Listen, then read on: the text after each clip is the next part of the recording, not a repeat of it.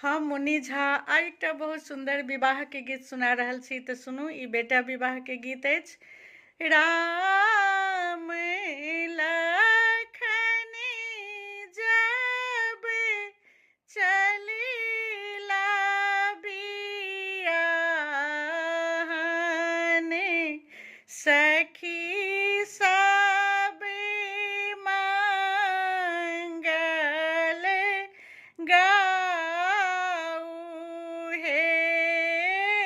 राम लखन दोनों चलिला बियाहन,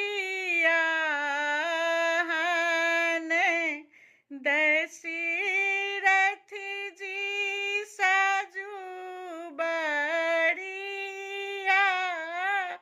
तहे जब श्री राम जी जनकपुरी